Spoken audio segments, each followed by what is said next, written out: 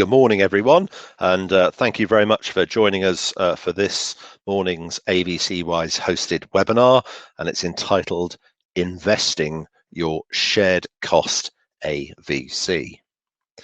My name is Jonathan Kempson. I'm one of the workplace implementation managers at AVC Wise, and prior to joining them in 2018, I was 20 years with the Prudential. And for a lot of you on this webinar, you will know that your chosen AVC provider by your respective pension fund is the Prudential. They do sort of 2/3 of LGPS, but we will have some colleagues on this webinar whose AVC provider is Standard Life, and indeed also Legal and General. I had 20 years in the corporate pensions division of Prudential, where my role was primarily to deal with LGPS employers and members like your good self, literally helping thousands of members over that period retire early and or with more money. Now, today's session is focusing more on the important aspect on the investment side of where you can choose to have your money invested with whoever your AVC provider is. Just to be very clear right at the front, this webinar is factual information only though, and doesn't constitute any financial advice, and it's based upon our current understanding of taxation legislation and scheme rules. So what are we actually going to be covering this morning then? Well, firstly, we want to provide you with the information on the choices you have when investing in shared cost AVC. Remember, your pension fund is responsible for firstly, who is the AVC provider? Is it Prudential? Is it Standard Life? In some cases, it can be both. Is it Legal and General? But then, of course, it's down to you then, within the range of funds available from those respective providers, to make your own decisions as to which fund or funds to invest in. And then, of course, we want to explain how you then, as I say, have that control over where that money is selected into what type of funds. And we're going to look at some, do a snapshot in terms of what fund performance generically has been like, given, especially over the recent pandemic, how has that affected different types of investment. So we're going to touch on that as well. So breaking it down, firstly, I would just want to give you a reminder of your unique opportunity. What are the particular features of shared cost AVCs which make them so attractive? Then we'll touch on the different providers in there, although I already have done that to a certain extent. We'll then look at the range, generically, of course, the range of investment funds and the level of risk you are taking with your money, because everything has a risk. It's just, of course, what is acceptable and palatable to you as an individual will colour as to which fund or funds you go into. We'll look at the fact that the vast majority of pension funds have things called default funds. So there is actually an automatic fund. If you're completely at sea with all of this stuff, you could just go for a default fund if your pension fund actually does have a default fund, but I'd say most of you do. And in most cases, the default fund is something called a lifestyle option, and I'll explain what that is all about. And then we're going to have a quick look back on investment performance. Obviously not a guide to the future, but it's important to understand the potential journey which your money can go on. And then as we come to the back end, how do you actually take action? If I haven't thus far invested in shared cost AVCs, how do I go about that? Or maybe I'm already on board and I want to choose some different investments or change my investments. How would I go about that? And then, of course, if I want to increase what I'm paying into these things, again, what's my route of action there? So we'll cover off all of that as well. So in terms of high level, the unique opportunity afforded to you by looking at shared cost AVCs, the ability to build up that pot of money with whoever the provider is. Remember, if you cash this pot out at the same time as your main scheme benefits, whenever that is, then uniquely in local government, if that pot you built up fits inside the overall maximum tax-free cash which you're allowed to take, which is 25% of the capital value of your local government pension scheme benefits. If that shared cost AVC pot fits inside that 25% limit, you uniquely can take it all back 100% tax-free. Yep, Sounds too good to be true, doesn't it? But this, no one's saying overall you can take more than 25% out tax-free, but by leveraging your local government pension scheme, the rules and regulations of LGPS allow you to do that. And that's one of the biggest drivers for members paying into these things is they can benefit from all the tax breaks which they're going to get from it, and then hopefully some investment returns on top, although not guaranteed, of course, and then take it all back tax-free. And given where interest rates are at the moment, never has it been more important for members to take advantage of such an important employee benefit. Totally flexible in terms of the level of contribution, minimum £2 a month, maximum around about 60% of your gross monthly pay. Members close to retirement, you'll be amazed what some members will chuck into these things because they're trying to strip as much as they can out of their monthly pay slip. Because if you leave it in there, guess what? You're going to pay tax and national insurance on it. If you strip it out, though, you can park it in this pot with whoever the provider is, and then, as I just said, potentially even take it all back tax-free. As I said, you can have other options to take it as income if you so wish. You don't have to worry about any of that now. It's at the point of when you get to your retirement, you'll decide what the extraction technique is. The benefit of you doing that is that you will get tax relief on your contribution, whatever your marginal rate of tax is. But of course, extra on top of that, and that's why shared cost AVCs are superior to normal AVCs, is that if you pay national insurance, guess what? You're going to get a national insurance break on this as well. So the way to think of it is a double tax break on this pot with whoever your provider is. Give you an idea of the numbers then. If you're a basic rate taxpayer, I put £100 a month on my AVC Wise application. So that's my gross amount. What's actually coming off my take-home pay in the first month that this takes place is as little as £68.12. And that's huge, because effectively you've turned £68 into 100 instantly. So if you invest money elsewhere, which is entirely your prerogative to do that, well, actually, it's over 46% uplift there straight away on a plate, which is incredible. You'll be hard pushed to get that type of return anywhere else. So if your bank or building society is offering that type of return, well, goodness me, people will be queuing out the door to get that. Now, I admit, and it's right to point this out, remember this is a pension product, so you will not have access to this pot of money until the earliest is 55. So it's not like you can pay in today and then just get it out tomorrow. If there's an emergency, you should always have a separate fund for emergency funds, and that's very personal to you what that limit is at arguably at least 3 months net income as an emergency fund. But over and above that, in terms of how hard your money's working, have you not thought about pension contributions because of the efficiency or hyper efficiency when it's a shared cost basis, because you're getting NI relief on it as well? So who actually invests your money? Well, it's deducted out of your salary each month into your pot, and it will be one of these 3 providers across LGPS. Vast majority, I think 2/3 of local gov use Pru. There is also Legal and General for people who come under West Sussex Pension Fund. Standard Life, well, if you're in Hertfordshire or Essex and a few other places, that will be your AVC provider. As I said, you don't get to choose who it is.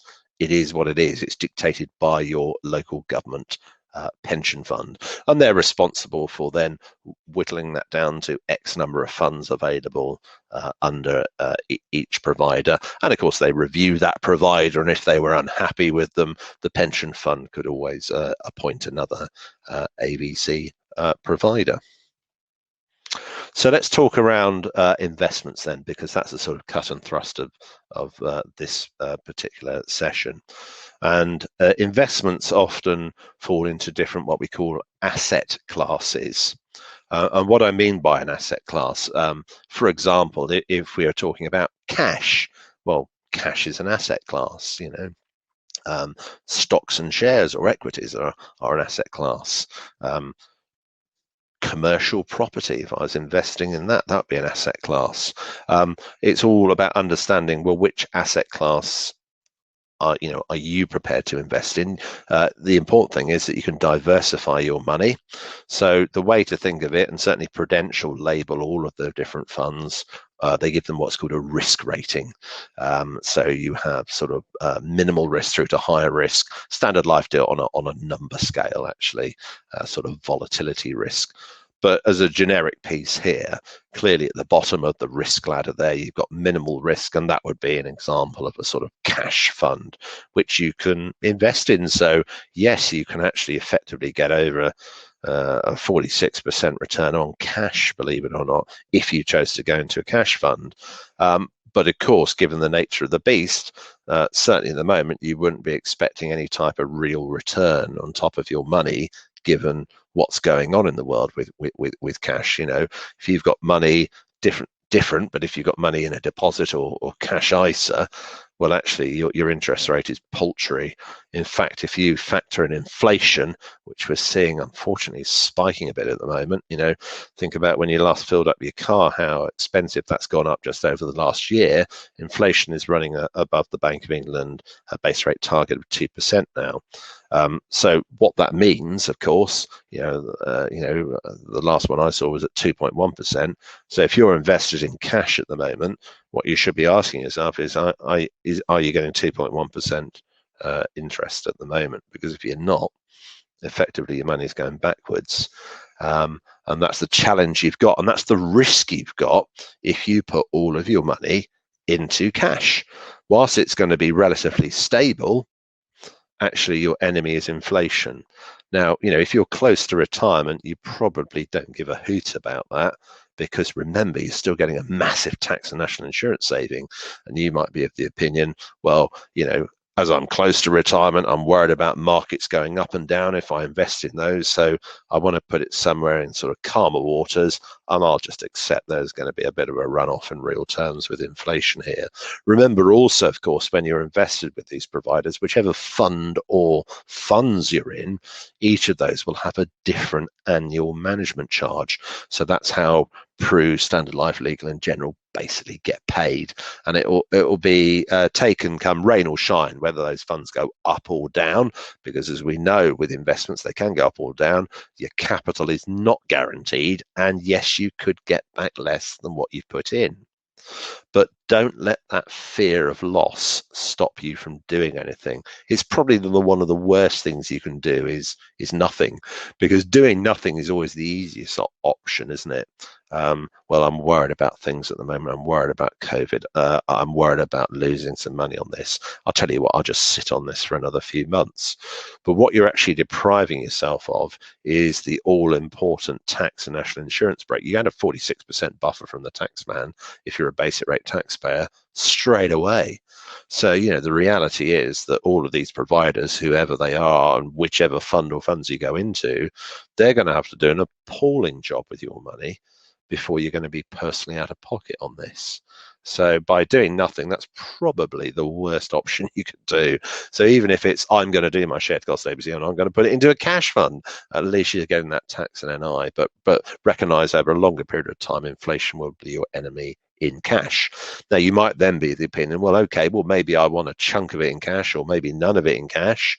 I'm prepared to take a higher level of risk with my money. Of course, the higher up the ladder you go, you're hoping for a bigger gain, but of course, it could be potentially a bigger loss. So if you go into sort of low to medium levels of risk, what you're typically venturing into there is something called a multi-asset fund. And what I mean by that is, well, actually within one fund, you've got all the colors of the rainbow. So within that one fund, you'll have some money in the stock market, some in medium, and a little bit in cash as well. A classic example of a multi-asset fund would be something like a with profits fund.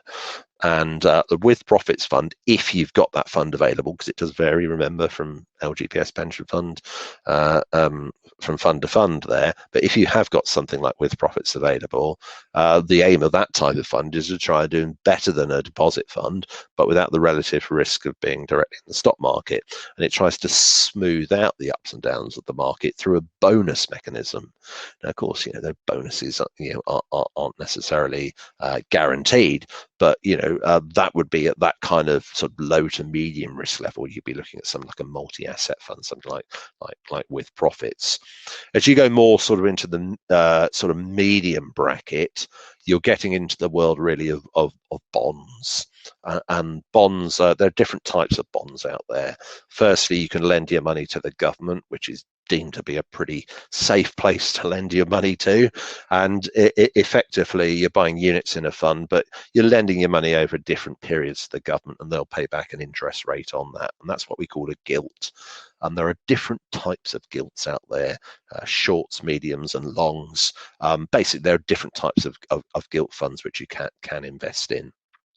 If you're hoping to hopefully try and get a little bit more return maybe from government gilts, you could go into corporate bonds. Generally, they're still in the medium bracket, but probably towards the higher end, because what you're doing is effectively lending your money to a company, and they're agreeing to pay back an interest rate over a certain period. There are different types of corporate bonds. For the bigger, more established companies, there was AAA bond.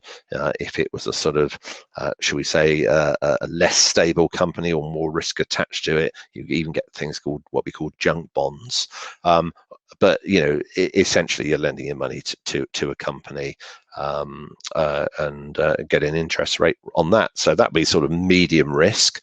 And then once you start to go a bit higher up the ladder, so say you're hoping to get, I'm hoping to get a bigger return than that, I'm prepared to take a punt with more of my money. Medium to higher risk, you're venturing into things like global equity funds.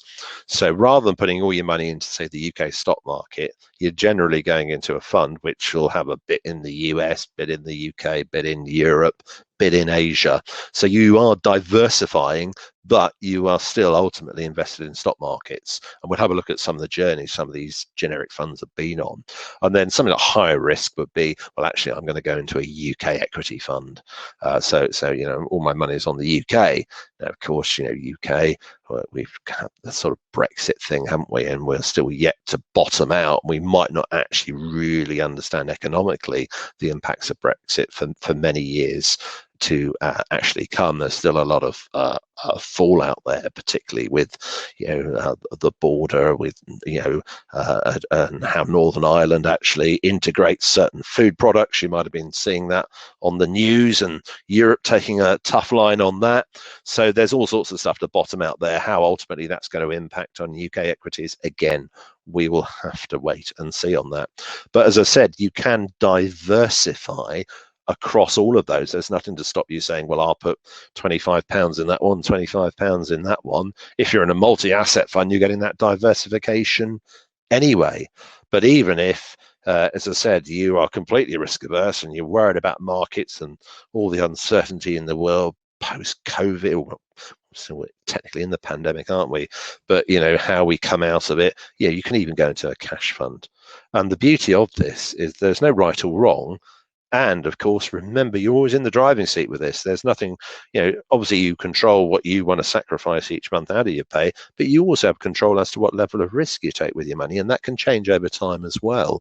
So sometimes members are fearful that they're making a decision which is going to be set in concrete and there's no going back. I said I was going to invest in that fund. You can switch out of funds if you want to, or you can simply redirect the money from the following month into a different fund and further diversify that way. So my steer to you is always go with your gut reaction, though, and also think about how close you are to retirement. Generally speaking, if you're close to retirement, you're going to be less willing to take an increased level of risk. If you're 15, 20 years away from retirement, you might be prepared to go into the medium to higher levels of risk to sort of ride that journey of the inevitable ups and downs with the aim of hopefully coming out with a superior return than if you'd just bumped along the bottom in cash. So lots to think about. What I will do actually before I move on from this slide and we look at past performance, all the rest of it, let's actually just invite Tim in just to see whether we've had any questions at this stage. Tim, has anyone sort of commented? Or... Morning, Jonathan. No questions thus far. I can see just someone typing right now, but nothing else come in. No, okay. Well, I'm sure they will come in due course anyway. So let's talk around default funds, because I was saying not every pension fund has one of these, but this is the automatic one. So, if you say, look, just do this, I don't want to make an active decision at all, just crack on with it. So they're best for sort of people who are unsure as to which path to go down. Your local government pension fund will choose whether, in the first place, whether you actually have a default fund, but then, of course, what type of default fund it is. But as I need to stress, not everyone will have a default fund. It might be a single fund, so they might say it might be a with profits fund, for example, or it might be something called a lifestyle fund. So let's talk about that then. So if you have access to a lifestyle fund, essentially, these will often be bespoke for each different local government pension fund, because they all have their own advisors, local government pension funds in their own right. But essentially, if you're in a lifestyle fund, it's an automated template. And what will happen is that, you say, well, I want to put £100 into my lifestyle fund or whatever it is. And in the early stages of investment, you're in what we call a growth phase. And generally speaking, the chosen fund within the lifestyle will be a sort of higher or medium to higher level of investment risk. So it will probably, in the vast majority of cases, have more of an equity focus, stock markets. Why? Because over 15, 20 years, if you look at the hard data, generically speaking, that's given a superior return than other asset classes. Now, of course, we've got no guarantee that's going to happen in the future, but history tells us that's the reality of it. So when you're in a growth phase, where you're further out from your retirement, you've got the potential to hopefully get some superior returns on your money. But then by the same token, as inevitably the sands of time pass and we're getting closer to retirement, there's also a school of thought which says, well, hold on a minute, we don't necessarily want to be in all the stocks and shares right up until you retire. Imagine you had been fully invested in the stock market and you were planning to retire in March 2020 when the pandemic first hit, where you've seen a massive collapse in your fund value, and probably your retirement plans would have been inevitably delayed by that. That's why with lifestyle, there'll be different trigger dates. Some will be 5 years before retirement. Some might be as early as 10 years before your intended retirement age. Automatic switching will start. And what that is a progressive phase whereby year by year, as you get on the countdown to retirement, more of your money is moved from a higher level of risk to lower levels of investment risk. So it's what we call de-risking your money, or an analogy is sort of moving it into calmer waters. So perhaps out of the rapids of what stock markets can do, well, actually, let's go and find some calmer water because we're getting close to retirement now. So year by year, you're going to move more of your money out of stock markets, and typically, that a year before you retire, you wouldn't have any money in stock markets. You'd probably, in most lifestyle funds, be 100% in a cash fund. What members like about that is it's automatic. So you don't have to get your diary out or put an online reminder, must get in touch with my provider and switch 25% of my money out this year and then another 25%. It will do it for you automatically. So that's why a lot of default funds, not in all cases, but a lot of default funds are lifestyle funds, are very popular in private sector pension world to have lifestyle options. That still means, though, that you as a member, if you're going for lifestyle, you need to understand where your money is still invested, though, and what those timelines are. Generally speaking, with lifestyle, there are some exceptions, but generally speaking, with lifestyle, it's 100% in there or 0%. And what I mean by that is you can't typically say, well, of my monthly money, I'll have half of it in a lifestyle fund, please, and half of it in a different type of investment. It's normally a set template. It's 100% or 0%. So do have a look at one of those if you're looking at a default one. Of course, you do have the ability to pick and choose your own investments as well. You can choose up to, in most cases, up to 10 different individual funds. So sort of pick your own if you want to. So you can get that diversification yourself, and you've got control. That's good if you're that type of person who likes to keep a sort of tight rein on things. You might prefer that discretion which you have. But as I'd always say to members, please always just understand where your money's invested. Even for, I think it's fair to say, even people who've been doing this years, if you actually ask your average AVC payer, well, okay, you do AVCs. Yeah, I do AVCs. Great. Which fund or funds are you invested? I don't know. I get this paper statement once a year, and for me, that's not good enough. If this is your money at the end of the day, so always have an appreciation as to which fund or funds you're invested in, and more importantly, what level of risk you're actually taking with your money as well.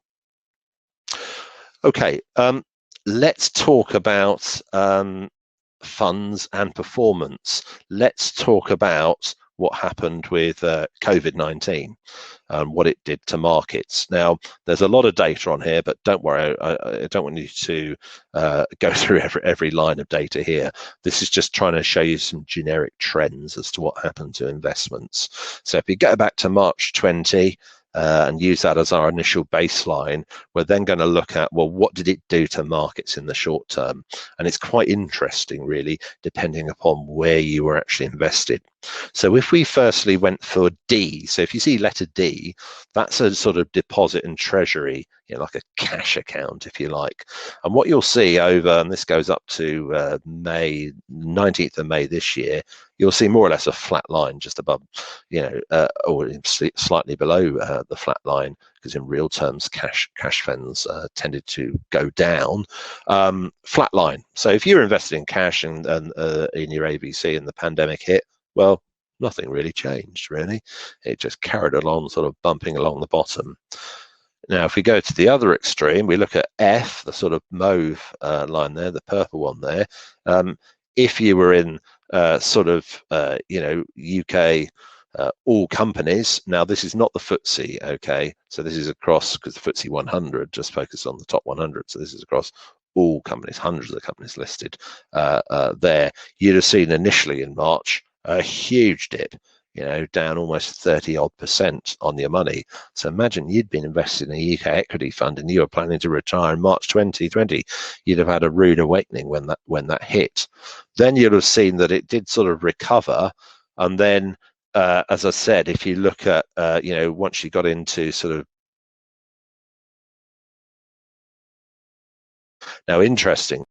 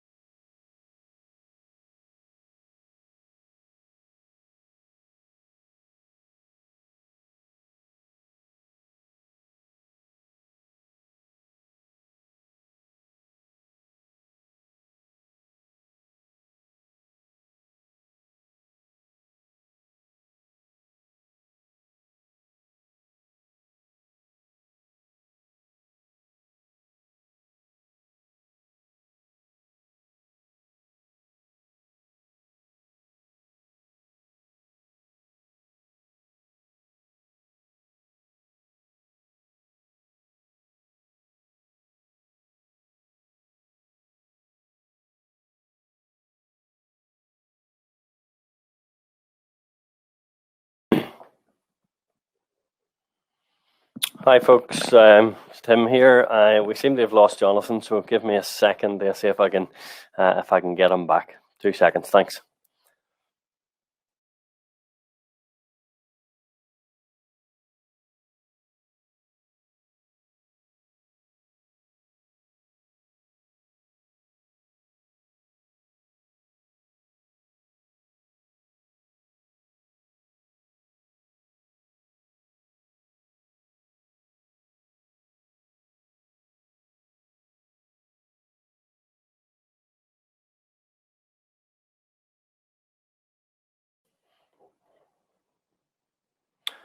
Jonathan, looks like you're back with us. Just trying to load up the screen again. yes, sorry about that. Can you hear me now, Tim? We can indeed, yeah. Right, so apologies about that. I don't know quite what happened with the wonders of the internet. No, it just seemed to disappear all of a sudden. So apologies to everyone, but you're back. Yeah, sorry about that. Don't know what's going on there. Anyway, as we were just saying, obviously UK stock market, FTSE 100 still below where it was a year ago, but actually FTSE, UK all companies, if you looked at all companies, including hundreds of small companies, then that's actually trending above. If we look then at the green one, well, that's sort of global equities. And again, what you saw with when the pandemic hit, actually big drop again, so big negatives. And then actually it did bounce back quite quickly. Your average global equity fund is trading well above where it was pre-COVID. Now, if you even focus more closely on something like the US stock market, when it's absolutely on fire at the moment, US equities. Now, a lot of that though, and here's a note of caution, a lot of that though is down to what the UK's been doing this, but the US have been printing money like it's gone out of fashion, and this is what we call quantitative easing. So when governments or central banks, or the Fed in this case in the UK and the US, are trying to stimulate economic or getting money into the system, they basically print the money and they buy government debt or government gilts. So they get financial products into the market, and that greases the wheels. And of course, the Biden stimulus program of whatever it is, X $1 trillion, has set the US market on fire. Now, the danger for us, the likes of you and us, if we want to invest in these things, is that stock markets now, particularly the US, are very expensive to buy into. And of course, you might be the opinion that, well, if I'm buying in now, goodness me, if there's a correction in the market, I'm probably going to lose out. The good news is for your good selves is that you won't have, for example, a separate US equity fund you can invest in. The funds which are available to you in local government are, by their very nature, quite generic and diversified. That's not so much a bad thing. But this is just trying to give you an idea of what things have been doing over the COVID era. So generally, equities have come back. Cash has stayed more or less flatline. If you're in something like a with profits fund, the red one, it smooths out the ups and downs. You're getting no nasty surprises with that type of fund.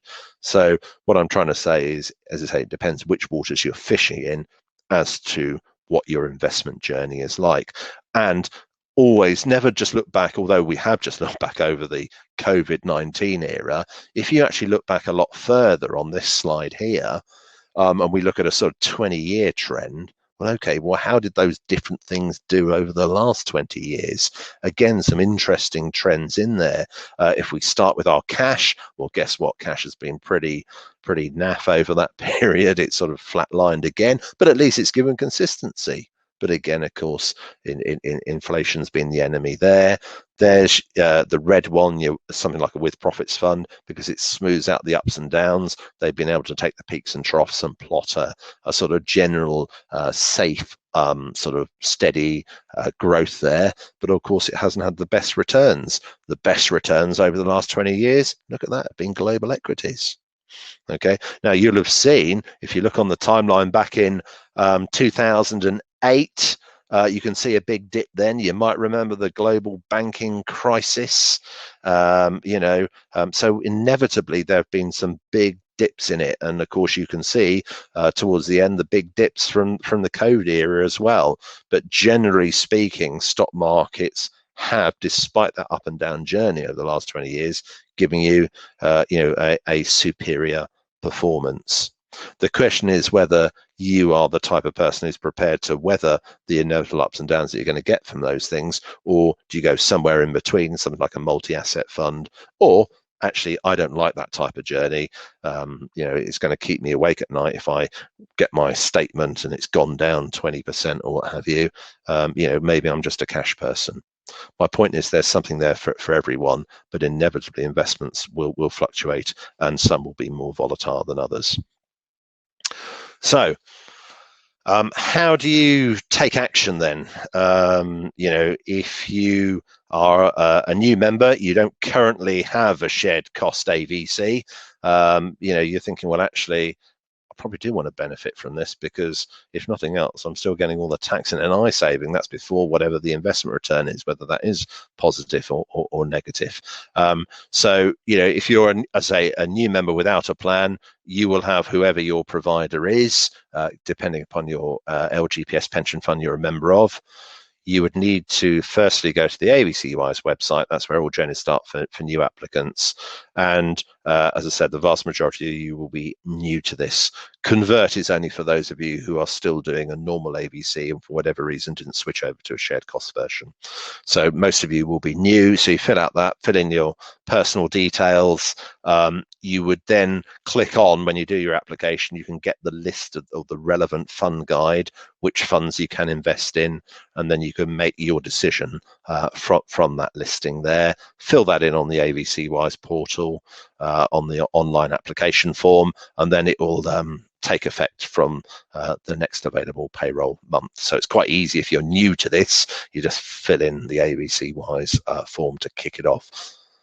Now, if you are already on board, you're already doing this, and then you're suddenly thinking, well, actually, I need to change my investments. Maybe I went into 100% the stock market, and now maybe I'm getting closer to retirement. I don't want to be 100% in there. I want to move some of my money. If you're an existing member, then again, depending upon who your provider is, you have got to approach the provider. So if you're looking to change where your money is invested, you don't come to AVC Wise. It's the only instance really when you go directly back to that provider, because they're the ones who invest your money ultimately. So you want to change where the funds are, you talk to them directly. Again, you want to make sure you've looked at the relevant fund guide to be clear as to which fund or funds you're switching into. And you either give them a ring or you can make some changes online if you've got online access to your particular pot. If you're looking to amend the amount you pay into it, so once you're on board, you kick it off and then you think, well, actually, I've got a bit more affordability to put some more money in. Changes to contributions are always made through the AVC Wise portal. So you just log in and you click the amend button. So you enter your new desired amount, whatever that is. You can do increases and decrease. Your employer has to verify that application, and it'll start from the next available payroll. Some conditions and considerations.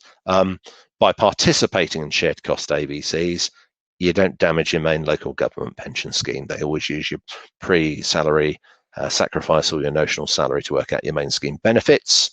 You can't get rid of everything each month. You've got to leave enough in the tank to satisfy the national minimum wage.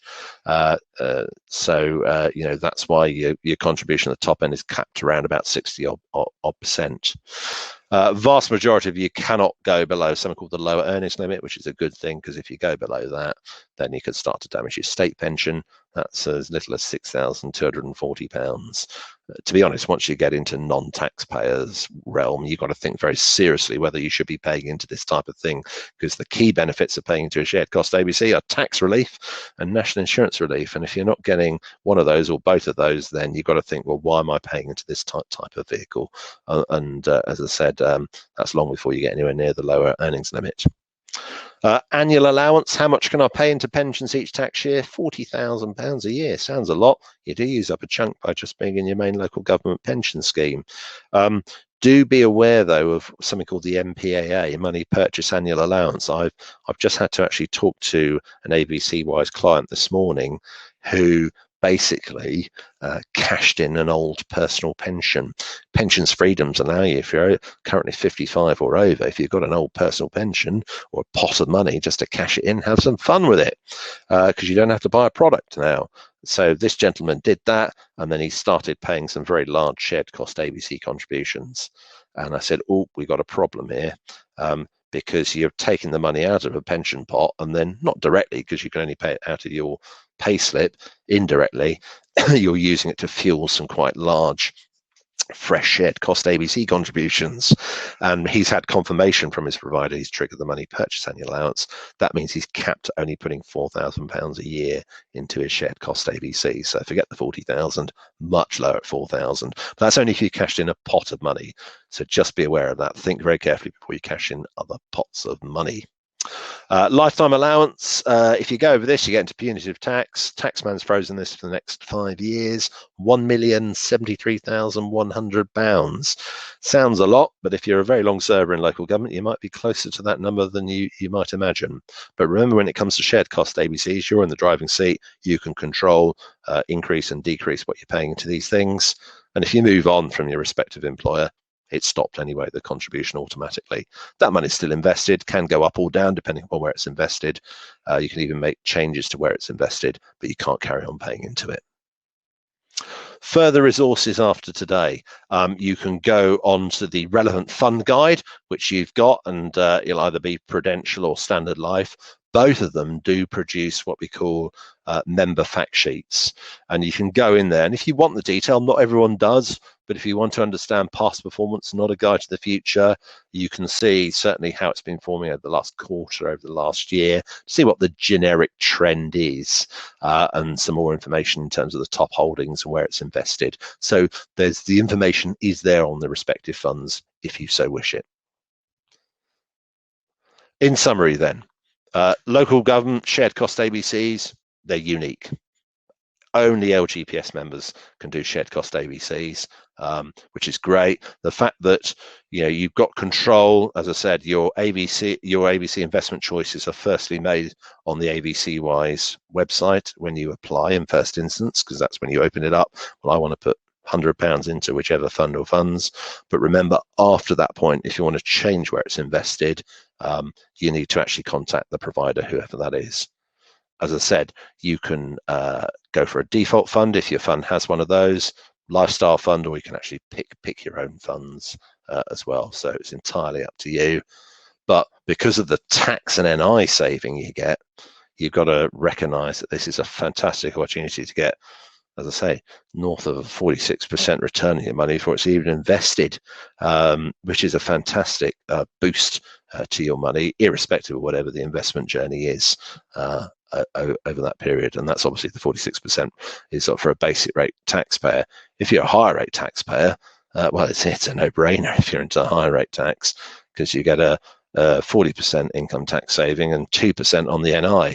The equivalent yield is north of 70% on your money. So if any of you are on this webinar and you're in a 40% tax, goodness gracious me, a key part you should be doing in terms of your own financial planning is identifying to what extent you're into 40% tax. And then if you can afford to, what we call top slice that, take that and put that into your shared cost ABC, get yourself out of 40% tax and get that huge return, and then invest that money.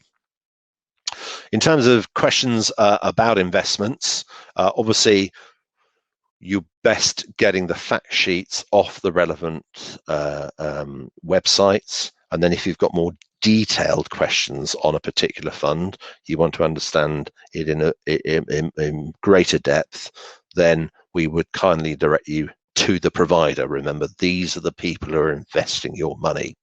So we've got those different contact numbers up there and the relevant links to the particular funds as well. So you can go on there and, as I said, give them a ring if you need to. Last slide before we invite Tim in. Many different ways of communicating with AVC Wise. So if you want our help in sort of setting up this shared cost AVC, you need some further clarification on the tax savings available, things like that, then please, you can either drop us an email, support@AVC Wise. There is live chat, telephone help desk there as well.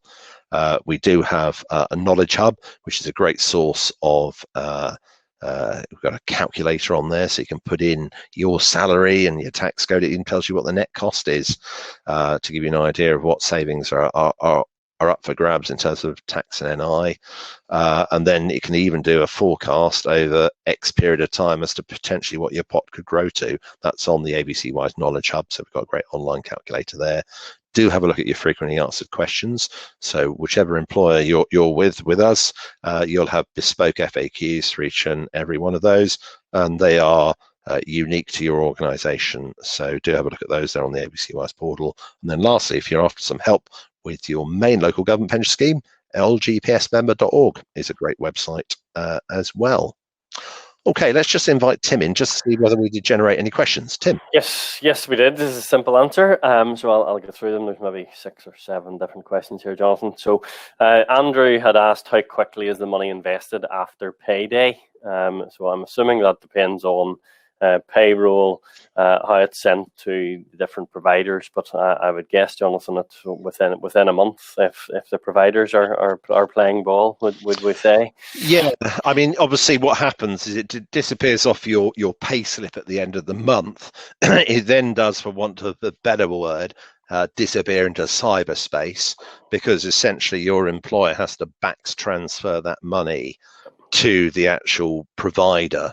Now, what typically then happens when that money lands with Pru or Standard Life is that it will go into a sort of generic suspense account, and then it needs to be grabbed by the system and applied to your own individual account.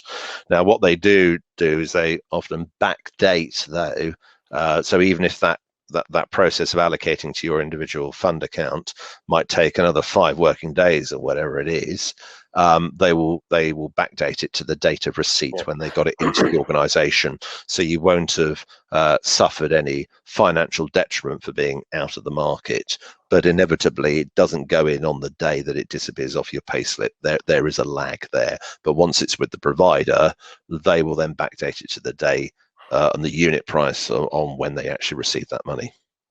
Okay, thanks for that. Sandy had asked, would you recommend a financial advisor to help you through this? And look, I guess the answer to that question, it wouldn't do any harm, particularly if you know a financial advisor. But I would suggest, and Jonathan, you are a financial advisor, of course, but a financial advisor doesn't have a sort of looking glass or a crystal ball to predict how these funds are going to perform. I would say, Sandy, just as long as you're comfortable with your decision, even if it is, as Jonathan said earlier, something very low risk. The biggest advantage of this is the tax relief and the national insurance savings. So do something. And Jonathan, maybe you can add to these questions at the end if you wish. Ian had asked, I may retire in the next few years, so I'm looking to invest the maximum in low risk as just a way of saving instead of other ways, which is fantastic, Ian. That's probably the message we're trying to get across. Ian's question actually is, could I in effect take this money out in a year or two without penalties? Yes is the simple answer. There are no penalties for withdrawing an AVC, and as long as you're taking it at the same time as your main pension scheme, your local government scheme, you could get it all back tax-free. So yes is the simple answer to the question. Wendy has then asked, is it possible to change between pick your own and lifestyle, or is that dependent on the provider? And I would suggest, Wendy, that it probably is likely to be dependent on the provider. I can answer from a Prudential point of view. As Jonathan says, we both used to work for Prudential.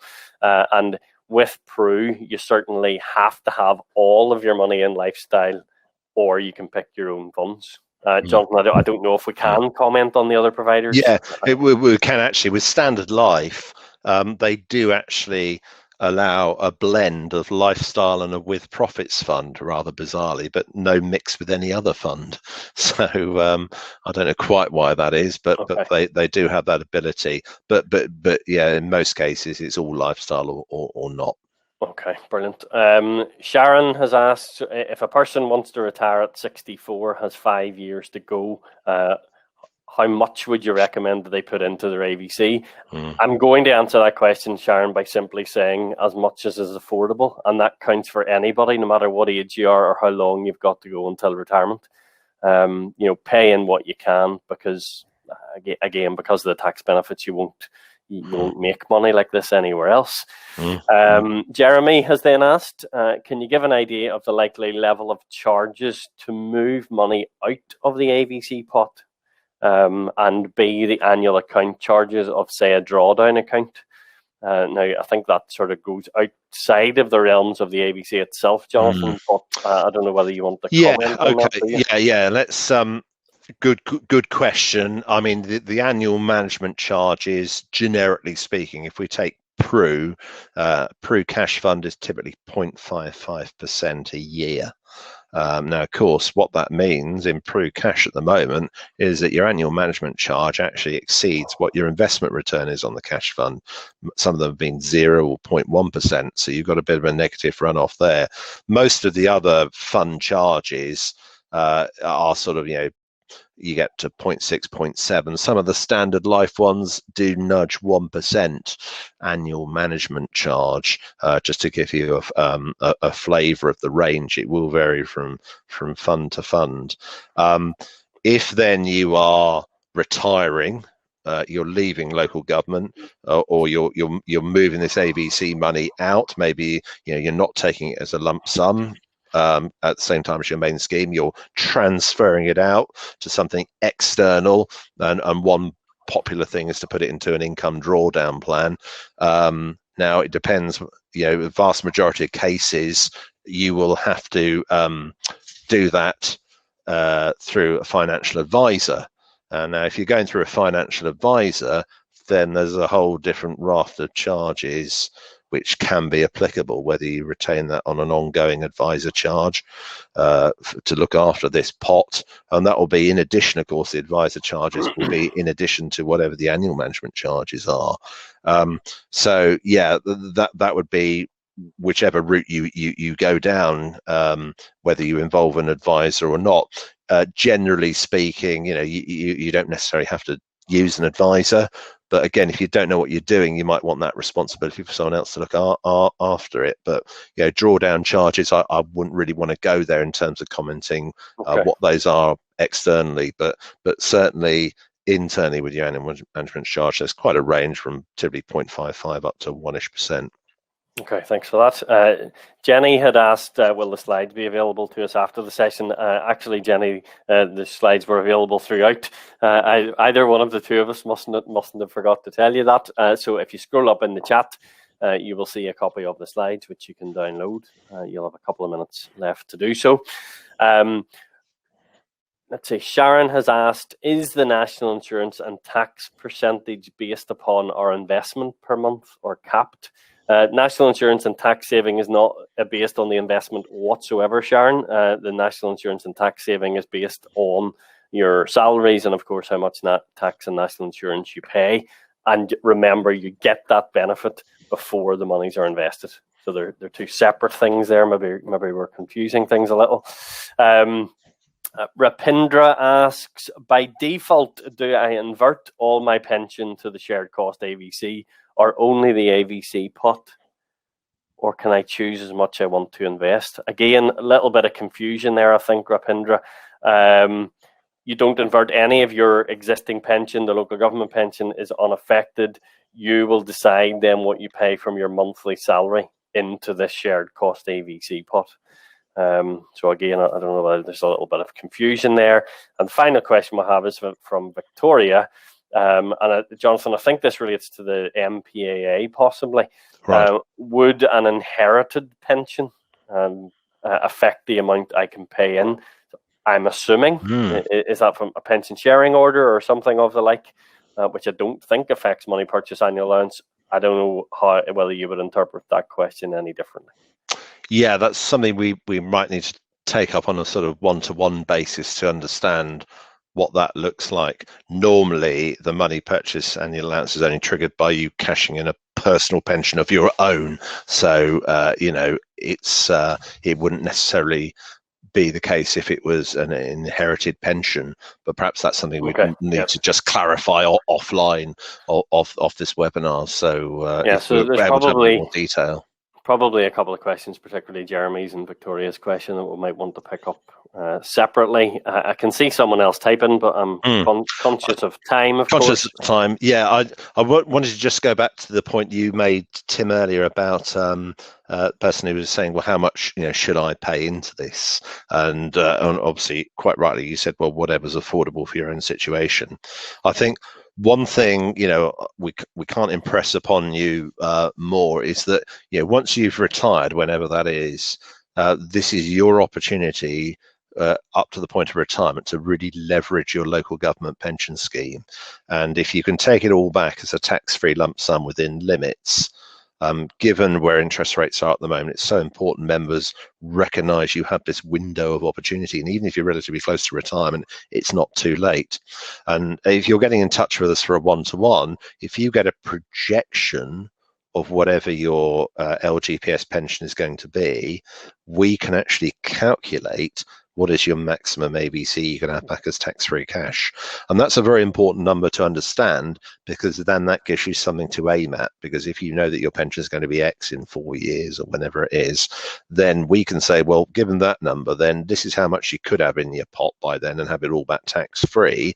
And then your challenge would be, if affordable, as per your point, Tim, how close can we ride you up on that number to make sure you're as tax efficient as possible? Because if you're getting yields of 46% on this, what some members then do close to retirement is they say, well, I want to chuck the kitchen sink at this then. Thereby, I'm giving up a much larger chunk of my monthly pay. And maybe I'm even living off some savings to do it, because the yield that I will get on this, just forget the investment stuff, just on the tax and NI saving, is going to be your principal return, those of you close to retirement. Now, those of you on this webinar who are 15, 20 years away from your retirement, well, actually, you've got the magic potentially of compounded returns. When we look back at that 20-year graph on performance, if you can put that fat on top of your tax and NI, then all kudos to you. Those of you close to retirement, it's not so much around the investment returns, because if you're only 2 or 3 years, you're probably not going to get much growth on it, irrespective of what investment class you're on. But the key thing is you're still getting that tax and NI. So I hope that sort of just adds a bit of background around that. So if I was getting close to retirement, what I'd be wanting to do is to find out, well, what could I potentially put in this and get back as a tax-free lump sum? And then I'm going to do my very best to see what's affordable for my own situation. How close can I get there? Because once I'm retired, I'm retired. You've missed that opportunity to leverage your local government pension scheme. And this is all niche knowledge, this stuff. But as I said, given the fact that investment returns out there have been a bit volatile and patchy, all of us owe it to ourselves to try and get legitimate tax breaks where we can. Because I'll tell you what, the other thing, which you may or may not be aware of, the Chancellor's frozen your personal allowance for the next 5 years. So if any of us get any type of pay rise, and I don't mean that flippantly, because I know pay rises haven't been flowing that readily, but even if you get a cost of living award on your LGPS salary, the reality is you are going to be paying more income tax, because the threshold at which you're allowed as a personal allowance, £12,570, is not going to change over the next 5 tax years. So another reason to look at this stuff and get saving, and then hopefully get some investment returns on top. There's no further questions, Sean. Okay, that's great. Super. Well, thank you for joining us today, and apologies about the internet episode there. But I hope you got something out of this session, whatever that is. Investments can go up, they can go down. Remember, huge shot in the arm from the tax man here. Only fish in waters which you feel comfortable with. Recognize whatever you decide can change. You can go through default. You can go for pick your own, but probably doing nothing only deprives you of saving some more money straight away. So once again, thanks very much for joining us this morning, and good morning.